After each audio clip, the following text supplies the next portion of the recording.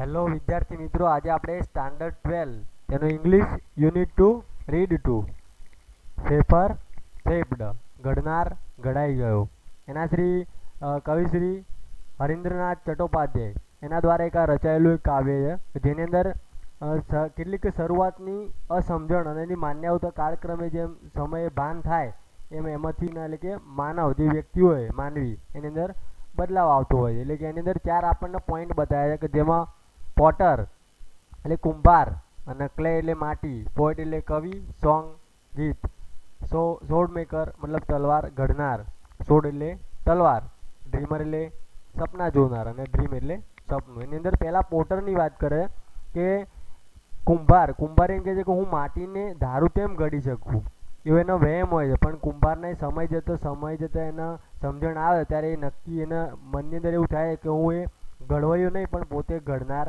માટી જ છું, એવું એને ફીલ થાય છે. બરાબર. પછી આગળ બીજા નંબરની અંદર પોએટ, કવિને એવું થાય કે હું માનવના મનને સ્પર્શી જનાર એવા અગણિત ગીત રચી શકું છું, એમ એવું એના મહાનતા હોય એની અંદર.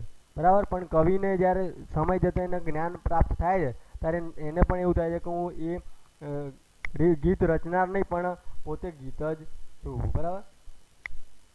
પછી આવશે સોર્ડ મેકર એટલે તલવાર ઘડનાર. એને પણ એવું થાય છે કે મારાથી ઘડેલી જે તલવારો છે કે જે યુદ્ધની અંદર ફતેહ હાંસલ કરશે, મતલબ કે જીત મેળવશે, એવી હું તલવારો બનાવી શકું છું, એવો એનો ઘમંડ હોય છે. મતલબ કે એનો એવો અભિમાન હોય છે કે જેના કારણે કે હું એક તલવાર ઘડનાર વ્યક્તિ છું એમ. પણ પછી જ્યારે સમય જતો હોય ને એને પણ ઈશ્વરની શાંતિનું જ્ઞાન થાય છે ત્યારે જાતે નક્કી કરે કે હું તલવાર ઘડનાર નહીં પણ પોતે તલવાર જ છું તેવું માની લે છે. પછી આગળ આવે છે ડ્રીમર, કે ડ્રીમરને જે એના સપના જોતો હોય છે કે જે નીલમ પછી હીરા મોતી માણેકના, બરાબર, એ બધા સપના જોતો હોય એના અંદર એ હીરા મોતી માણેકના સપનાની અંદર એ બહુ અહંકારી હોય છે, ઘમંડવાળો હોય છે.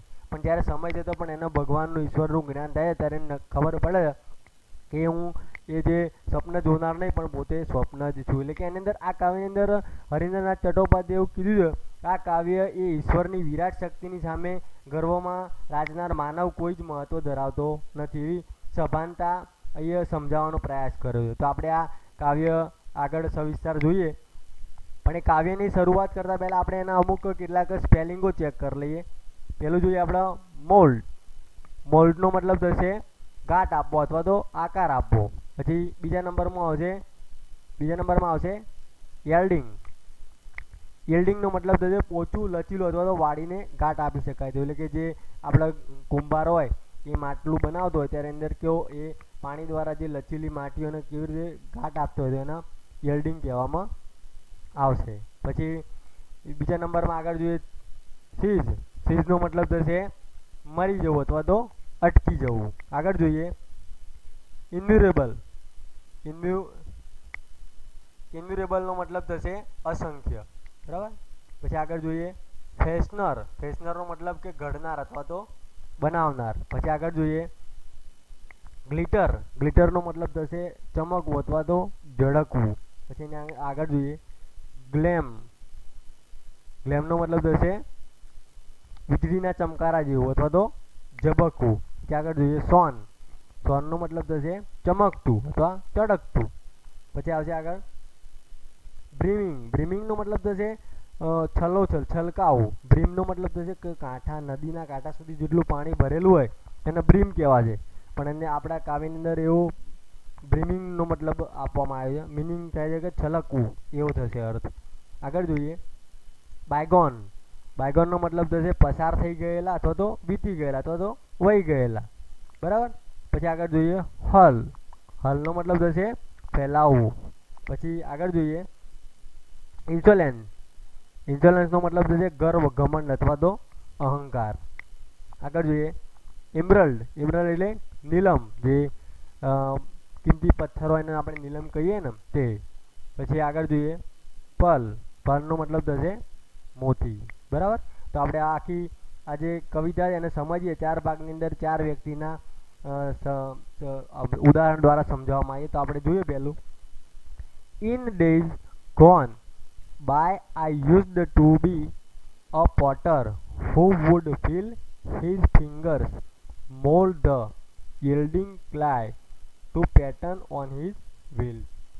એટલે શું કહે છે આમાં, ભૂતકાળમાં હું એક કુંભાર હતો અને માનતો હતો કે મારી આંગળીઓની લચીલી માટીના ચાકડા પર જુદા જુદા આકાર અથવા તો ઘાટ આપી શકે છે. એટલે કે એને અભિમાન હતું કે ભાઈ હું કુંભાર છું તો મારી આંગળીઓ દ્વારા હું લચીલી માટીને ગમે તેવો આકાર ચાકડા ઉપર આપી શકું. પછી આગળ એને શું થાય જોઈએ આપણે.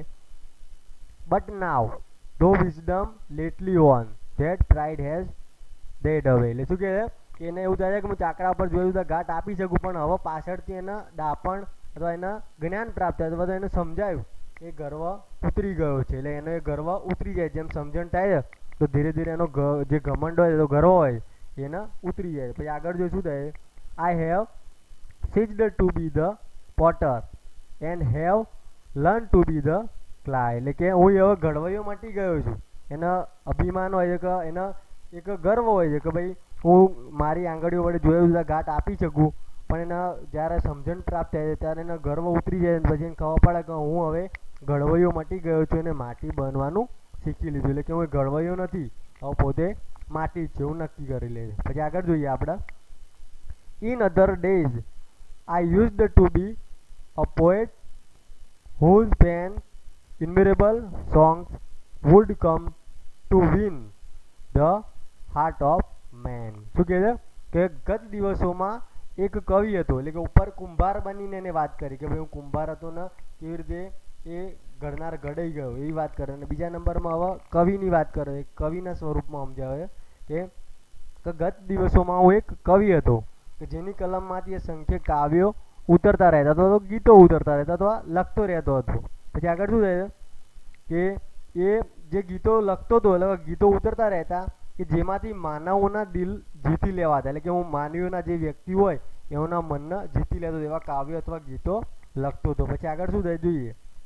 But now new got knowledge which I had not had so long. એટલે શું કહે છે કે પણ હું માનવીઓના દિલ જીતી લેતો એવા હું ગીતોના કાવ્યો લખતો હતો, પણ હવે નવા લાદેલા અથવા નવા લીધેલા અથવા નવા મળેલા જ્ઞાનથી કે જે અત્યાર સુધી મને નહોતું સમજાયું, બરાબર, અથવા લાદ્યું નહોતું અથવા સમજાયું નહોતું, બરાબર, તેના દ્વારા શું થાય છે એને નવું સમજણ પ્રાપ્ત થાય. એટલે I have ceased to be the poet and have learn to be the song. એટલે શું કહે છે કે હું કવિ મટી ગયો છું અને કાવ્ય બનવાનું શીખી લીધું છે. એટલે કે હું હવે કવિ પોતે નથી, પણ કવિથી બનાવનારી જે ગીત અથવા કાવ્ય છે એ પોતે જ છું અથવા મેં બનવાનું શીખી લીધું છે તેવું કહે છે. બીજા નંબરનો પોઈન્ટ જોઈએ. એની અંદર વાત કરી છે તલવાર બનાવનાર વ્યક્તિની. I was a fashioner of swords in days that now are gone which on 100 battlefields glittered and gleamed and shone. શું કહે છે કે હું એ સમયે એક કુશળ તલવાર ઘડનાર હતો કે જે હવે વહી ગયો છે. એટલે એ દિવસો વહી ગયા છે. એટલે કે પહેલાં હું કુશળ તલવાર ઘડનાર વ્યક્તિ હતો, પણ એ દિવસો જતા રહ્યા છે. જે સેંકડો યુદ્ધ ભૂમિ પર ઝબકી ચમકી અથવા તે વિજય પ્રાપ્તનું સાધન બને તો જીતવા માટેનું સાધન બન્યું. એટલે કે શું કહે છે હું પહેલાં એવો કુશળ તલવાર બનાવનાર હતો, હું એવી તલવાર બનાવતો હતો કે એ દિવસો જતા રહ્યા, પણ હું એવી તલવારો બનાવતો હતો કે જે યુદ્ધ ભૂમિ પર એ તલવાર લઈને જાય તે મારી જે તલવારો હતી જે યુદ્ધ ભૂમિ હતી એના પર ચમકી ઝપકી, બરાબર, અને વિજય પ્રાપ્ત કર્યો અથવા તો એ જીતીને જ એ જીતવા માટેનું એક સાધન હતું, બરાબર, એવું હતું. પછી આગળ જોઈએ શું થાય. But now that I am brimming with the silence of the lord. એટલે શું કહે છે પણ હવે મારામાં છલકાય છે ઈશ્વરની શાંતિ. એટલે કે પહેલાં હું ઘડનાર વ્યક્તિ હતો, તલવારો ઘડતો હતો, પણ હવે ભગવાનની શાંતિ મારામાં છલકાય છે. બ્રીમિંગ મતલબ છલકવું. પછી શું થાય આગળ જોઈએ. I have ceased to be sword maker and have learn to be the sword. એટલે શું કહે છે કે હું એ તલવાર ઘડનાર મટી ચૂક્યો છું અને શીખી લીધું છે કે તલવાર બનવાનું. એટલે કે જ્યારે હું તલવાર ઘડનાર જે હતો એ મટી ચૂક્યો છું, કારણ કે એને જ્ઞાન પ્રાપ્ત થઈ ગયું કે હવે હું તલવાર ઘડનાર મટી ચૂક્યો છું અને મેં શીખી લીધું છે તલવાર બનાવવાનું. એટલે કે હું એ તલવાર ઘડનાર નહીં પણ પોતે તલવાર જ છું એવું એને માની લીધું, બરાબર. પછી છેલ્લો લાસ્ટ પોઈન્ટ જોઈએ. In bygone times I used to be a dreamer who would hurl on every side an insolence of emerald and pearl. એટલે શું કહે છે કે વીતેલા વર્ષોમાં હું સ્વપ્નમાં રાચી રહેતો અથવા રાચતો અથવા મારો નીલમ અને મોતીના જે માલિક હોવાનો મને સતત ઘમંડ ઉભરતો રહેતો હતો. એટલે કે મારી જોડે જે હું સપનામાં રાચતો, સપનામાં જ રહેતો મતલબ, અને મારી જોડે જે નીલમ અને મોતીનો જે હું માલિક હતો એનો મને સતત ઘમંડ રહેતો અથવા મને અભિમાન રહેતું. પછી આગળ શું થઈ જોઈએ, but now that I am kneeling at the feet of the supreme. શું કહે છે?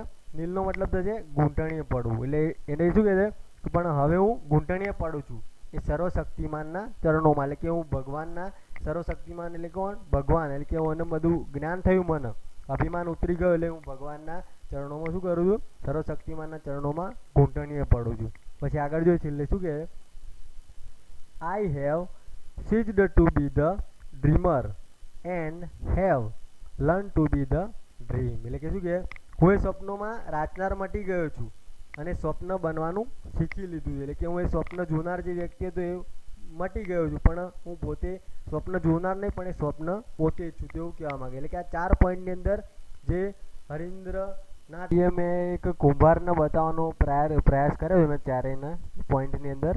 એમાં પોટર જે હોય એ પોતે એના દુનિયાનું ભાન થાય પછી નક્કી કરે છે કે હું એક કુંભાર નહીં, પણ જે માટીને ઘડનાર નહીં, પણ પોતે માટી જ ચૂકલા એવું નક્કી થઈ જાય છે. પછી કવિને પણ એવું છે, એને આત્મજ્ઞાન થાય છે. પછી જે ગીતો લખતો હોય, કાવ્યો લખતો હોય, પણ એને એવું થાય છે કે હું કવિ પોતે નહીં, પણ પોતે એક સોંગ અથવા કવિતા જ છું અથવા ગીત છું, તેવું એમને જાતે જ એમ નક્કી કરે છે. પછી સોડ મેકરને પણ એવું છે. સોડ મેકર એટલે કે તલવાર જે બનાવનાર જે વ્યક્તિ હોય એને એમ થાય છે કે ભાઈ હું જે તલવારો બનાવી યુદ્ધ ભૂમિની અંદર આગળ પડતી હોય અને વધુ ચાલતી હોય અથવા એ યુદ્ધ જીતતી જ હોય એવો એના અભિમાન, મતલબ એના પોતાના પર ગર્વ હોય છે. પણ જ્યારે એનો ભાન થાય છે દુનિયાનું, પછી ભગવાનનું, ઈશ્વરનું, ત્યારે એને એમ થાય છે કે હું સોડ મેકર નહીં, પણ તલવાર ઘડનાર ઘડવૈયો નહીં, પણ એક સોડ મતલબ કે તલવાર પોતે જ છું, તેવું નક્કી થાય. અને ડ્રીમરના પણ, ડ્રીમર જે સપના જોતું હોય પોતાના મનની અંદર, જે નીલમ માણેક મોતીનો એનો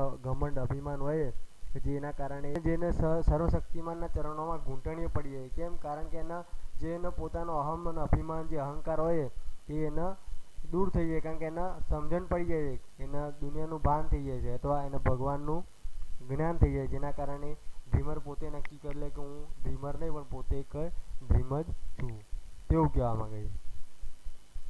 હરીન્દ્રનાથ ચટ્ટોપાધ્યાય એક ખૂબ જ બહુ સારી વાત કરી જીવનની અંદર. કોઈ પણ વ્યક્તિને પોતાનું મનની અંદરનું જ્યારે જ્ઞાન થાય ત્યારે જ એના જ્ઞાન, એટલે કે આ શેફર શેપ્ડ એટલે કે ઘડનાર ઘડાઈ ગયો. એટલે કે એની અંદર બહુ સારી વાત કરી કે ઘડનાર ઘડતા ઘડતા પોતે જ ઘડાઈ જાય છે. એટલે કે જે વ્યક્તિ જાતે પોતાને જ્યારે ફીલ થાય અને જ્યારે એના પોતાના અનુભવો થાય પછી વ્યક્તિ જાતે જ પોતાની અંદર જે અનુભવો દ્વારા એ પોતે જ ઘડાઈ જાય છે. બરાબર? Thank you very much.